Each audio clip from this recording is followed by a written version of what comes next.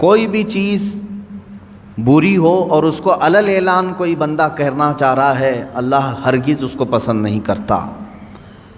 اس میں بہت ساری چیزیں آ گئیں، جیسے فحش کلامی کرنا، گندی باتیں کرنا، لوگوں سے ڈسکس کرنے کے وقت خفیہ باتوں کو جنہیں چھپانے کا شریعت نے حکم دیا ہے اس کو برسر عام کہنا، یہ وہ چیزیں ہیں جن کو اللہ رب العزت فرما رہا ہے ہرگز اللہ پسند نہیں کرتا مگر مظلوم سے۔ ہاں، اگر کسی پر ظلم کیا گیا ہے، مثال کے طور پر کسی کی عزت لوٹ لی گئی، اور اگر وہ ظالم کے خلاف مقدمہ کرنے کے لیے علل اعلان اس گناہ کا ذکر کرے کہ میرے ساتھ ایسا ایسا ہوا ہے، تو وہ گنہگار نہیں ہے۔ مظلوم ان باتوں کو علل اعلان کر سکتا ہے، لیکن کچھ لوگ فحش باتوں کو اور بری باتوں کو شوقیہ طور پر کرتے ہیں، شوق سے کرتے ہیں، ان کو اس میں مزہ آتا ہے۔ نوجوان جب چار جمع ہو جائیں تو وہ آپس میں ڈسکس کرنے کے وقت لڑکیوں کی باتیں کریں اور اس کو یہ سمجھتے ہیں فخر کی بات ہے۔ قرآن کہہ رہا ہے سو یعنی بری بات کو علل اعلان کرنا یہ بہت بڑا گناہ ہے۔ ایک تو یہ چیز ہوئی، اور اس کے علاوہ تم سے کچھ گناہ سرزد ہو گیا، انجانے میں ہوا کہ جانے میں ہوا، لیکن تنہائی میں کیے تھے، رات کے وقت گناہ ہو گیا، لیکن اس کو آ کر کے تم نے 4 لوگوں کے سامنے بیان کیا، یہ ڈبل گناہ ہے۔ گناہ کرنا الگ مسئلہ ہے، اظہار گناہ کرنا یہ اور ڈبل مسئلہ ہے۔ اظہار گناہ گویا کہ اب مثال کے طور پر کسی سے رات کی تاریکی میں کچھ گناہ ہو گیا، کون دیکھا تھا؟ کسی کو نہیں معلوم، صرف اس کو معلوم، وہ اکیلا تھا، کر لیا۔ لیکن جب وہ مجمع میں آیا یا اپنے دوستوں میں آیا تو ٹھٹا مار مار کر کے مذاق کی شکل میں اپنے رات کے کیے ہوئے کرتوت کو بیان کرنے لگا، ارے کل رات تو میرے ساتھ ایسا ایسا ہو گیا، میں نے ایسا کر دیا ہے۔ اب اس نے کیا کیا جانتے ہیں آپ؟ رات کا جو گناہ تھا ہو سکتا ہے اللہ اسے ہمیشہ کے لیے چھپا دے، اللہ کریم ہے، بندے کا گناہ وہ چھپا دے گا تنہائی میں کیا ہوا، اور ہو سکتا ہے دنیا میں جب اس نے چھپا دیا ہے آخرت میں بھی اللہ اس گناہ کو نہ کھول کر کے معاف کر دے، بخش سکتا ہے۔ رب تبارک و تعالیٰ اپنے فضل و کرم سے معاف بھی کر دے گا، لیکن جب تم نے گناہ کا اظہار کیا تو گویا کہ دوسروں کو اپنے گناہ پر گواہ بنا دیا، تم نے 4-5 لوگوں کو اور بتا دیا کہ تم نے یہ کیا تھا۔ اب مجھے بتاؤ قیامت کے دن جب ان گناہوں پر تم بخشش کا سوال کرو گے کہ اللہ مجھے ان تمام چیزوں سے چھٹی دے دے، معاف کر دے، تو جن جن تک تم نے یہ ساری باتیں بتائی تھی وہ بھی کھڑے ہو جائیں گے کہ اگر اس کی یہ چیزیں معاف ہو سکتی ہیں تو ہماری کیوں نہیں معاف ہو سکتی، ہماری بھی معاف کی جائیں۔ تو میرے عزیزو، گناہ ایک الگ چیز ہے، اظہار گناہ یہ اور خطرناک چیز ہے، چھپانے کا حکم ہے۔ جب کسی سے کچھ گناہ ہو جائے تو اسے چھپا دیا جائے۔ عزیزان گرامی وقار، اسی لیے جانتے ہیں اللہ تبارک و تعالیٰ نے عیبوں کو چھپانے پر بہت زیادہ اجر و ثواب کا اعلان فرمایا، اور حدیث رسول صلی اللہ تعالیٰ علیہ وسلم ہے جس نے اپنے بھائی کے عیب چھپائے قیامت کے دن اللہ اس کے عیبوں کو چھپائے گا۔ تم ستر پوشی کرو، علل اعلان برائیوں کا تذکرہ نہ کرو، اللہ تمہارے بھی بہت ساری چیزیں چھپا دے گا۔ تم چاہتے ہو کہ تمہارا کچھ نہ کھلے تو دوسروں کا بھی کھلنے نہ دو، ان کی پردہ پوشی کرو۔ مجھے چند دنوں قبل ایک صاحب نے یہ سوال کیا تھا کہ کوئی مولوی صاحب ہیں یا مؤذن صاحب ہیں میتوں کو نہلاتے ہیں، اور کسی جگہ میت کو نہلانے کے بعد انہوں نے فلاں فلاں باتیں کہیں کہ میں نے ایسے ایسے مردے دیکھے، فلاں کا چہرہ ایسا ہو گیا تھا، فلاں کا ایسا ہو گیا تھا۔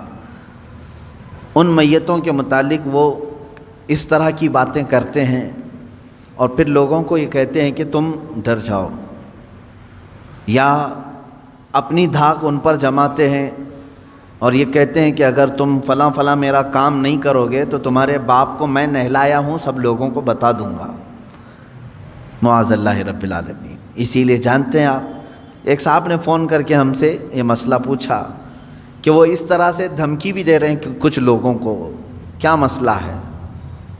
اسی لیے شریعت طاہرہ نے حکم یہ دیا ہے اپنی میت کو نہلانے کے لیے بھی ایسا آدمی ہو جو پرہیزگار ہو۔ ہاں یہ حکم ہے، جو پرہیزگار ہو، جو تقوی شعار ہو، اس کو نہلانے کے لیے بھیجا جائے، وہ آدمی نہلائے میتوں کو۔ کیوں اس طرح کا حکم شریعت طاہرہ نے دیا؟ اس کی وجہ یہ ہے کہ اگر وہ نہلانے کے دوران کوئی عیب دیکھتا ہے تو اسے وہیں چھپا دے۔ مسلمان کے عیب کو ظاہر کرنا بہت بڑا گناہ ہے۔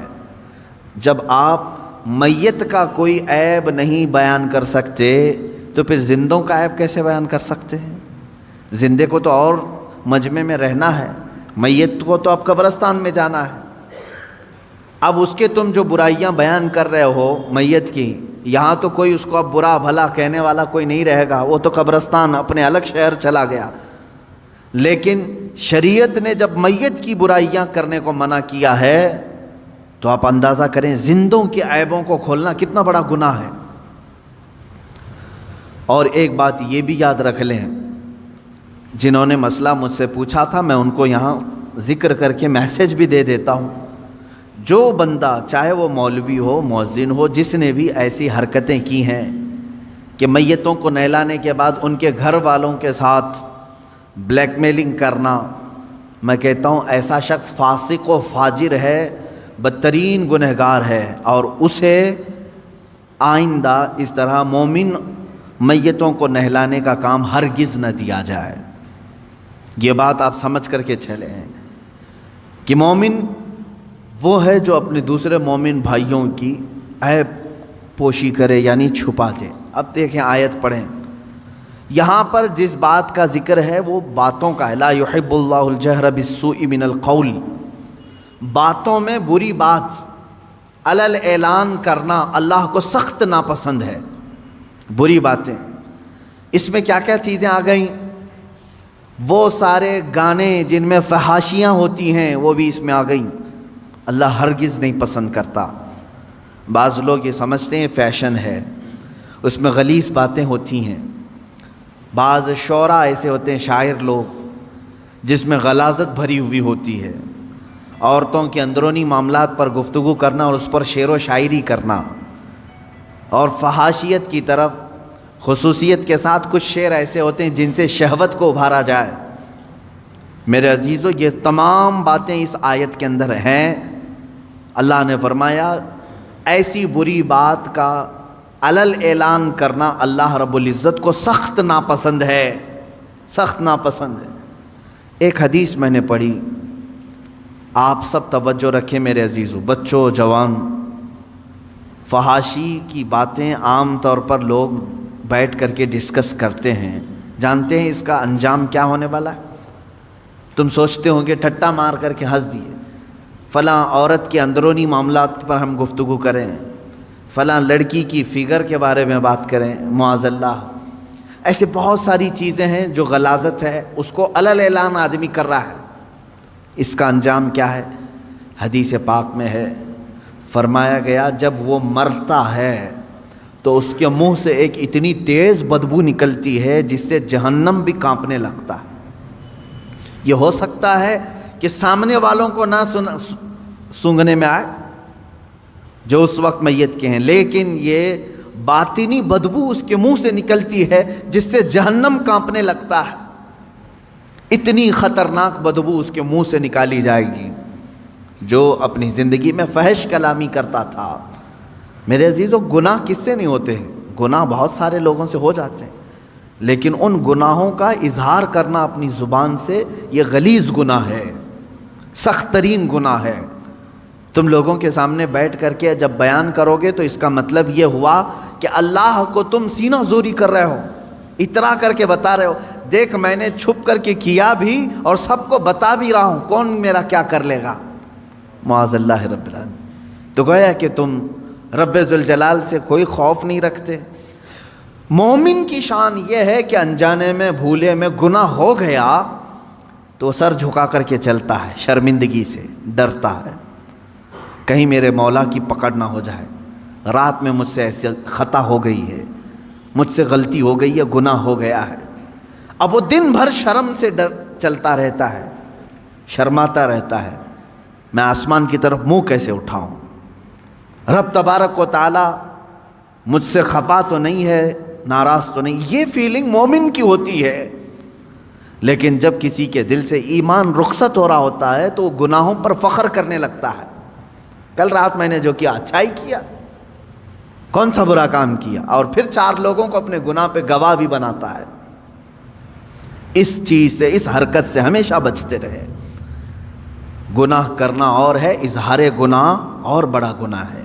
دوسری چیز فحش کلامی، یعنی مذاق میں بھی ہو، ایسا مذاق کرنا جس میں غلاظتوں کا ذکر آئے، چاہے وہ شہوت کی باتیں ہوں، عورتوں کی باتیں ہوں، مردوں کی باتیں ہوں، اس طرح کی باتیں کرنا جو آپ اپنے ماں باپ کے ساتھ اور اپنے بیٹے بیٹیوں کے ساتھ کرنا مناسب نہیں سمجھتے۔ یہ وہ فحش کلامی ہے جو دوستوں کے ساتھ اکثر لوگ کر جاتے ہیں۔ میرے عزیزو، ایک اس میں سے ایکسیپشن ہے، اس کو فحش نہیں کہیں گے، فحش نہیں۔ مثال کے طور پر شادی شدہ مرد اپنی بیوی سے ہم کلام ہے تنہائی میں، اور وہ آپس میں ایک دوسرے سے اپنے پرسنل معاملات میں بات کرتے ہیں، تو وہ اس آیت کے انڈر میں نہیں ہے،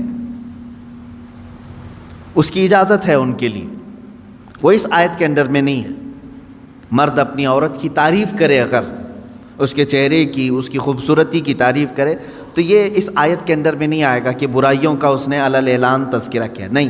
وہی اپنی بیوی کے ساتھ گزارے ہوئے معاملات دوسرے دن آ کر کے دوستوں کو بتاتا ہے تو یہی گناہ بن جائے گا۔